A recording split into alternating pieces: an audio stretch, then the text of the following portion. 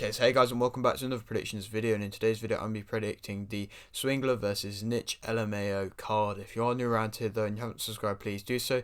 Like the video if you do need to like the video, and let's get straight into it. So, of course, with these YouTube ones, I go through the whole card and say my winner for each fight. I don't give the most in-depth of analysis, but I try and say what I can say about each fighter and what I know about each fighter, and we'll still be able to come out with a winner for each one. So yeah, let's get straight into the first fight on the card, being Tempo Arts versus Godson. Godson, I don't know who he is. Tempo Arts, I'm glad to see him back in the boxing. I saw him on that TikTok event, and he looked very good. He looked like one of the better fighters on the card, if not one of the best fighters on the card. And so I think Tempo's got this in the bag. He's been training very hard since then, from what it seems. And yeah, he seems like a great fighter, and if he can just keep doing what he's doing, he can go up the rankings, and if he can prove himself, I think he could be one to watch in the boxing kind of space, in the YouTube boxing space.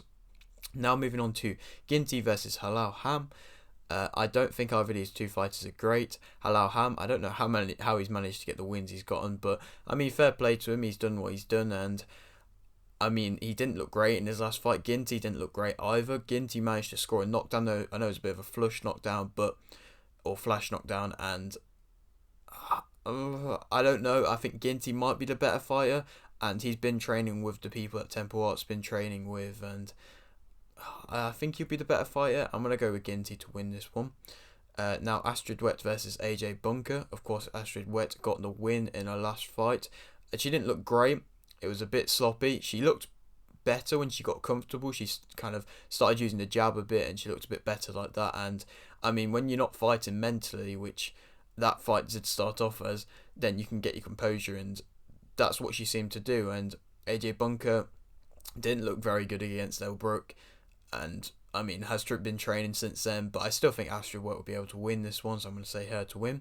Now moving on to Walid Sharks versus M&A Productions. I don't know if he's still fighting on this card, M&A Productions. If not, whoever he's against, I still think Walid Sharks will win, because I think Walid Sharks is a very good fighter. In that Dean the Great fight, I think he was winning, and it was just what happened in the fight where he got knocked out, and it's fair play to him. It's a very good fight. They definitely should rematch, and I'm sure they will at some point.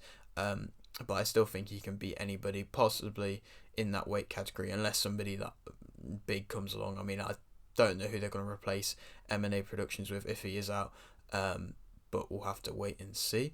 Now moving on to Dean the Great versus Pully Arif. Same kind of thing. I think Dean the Great's going to win. I think he's got the experience more. He's the better fighter. He did fight very well against Walid Shark still, and of course has the power, which at this weight isn't always something that is seen as much.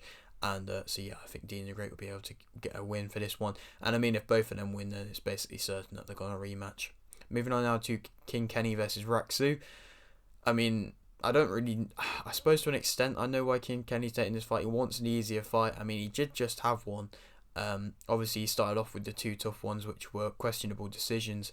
And I mean, now this Raksu fight, Raksu isn't a good fighter. He didn't really fight great against Anthony Taylor, and isn't really a great fight. He might have improved since the last time, but I still think King Kenny, he's the better fighter all-rounder. He's a very good technical boxer in this kind of YouTube space, and so I think he should be able to win this one relatively comfortably.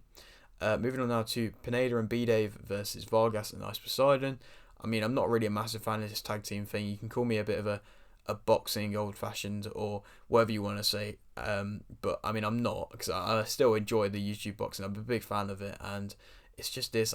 I mean, I'll see how it gets executed and see if I like it or not, but I don't really think I'm a massive fan of it. But I mean, either way, Pineda, B-Dev, I think are going to win. I don't really know too much about Ice Poseidon or Vargas. I'm pretty sure Ice Poseidon lost his only boxing fight.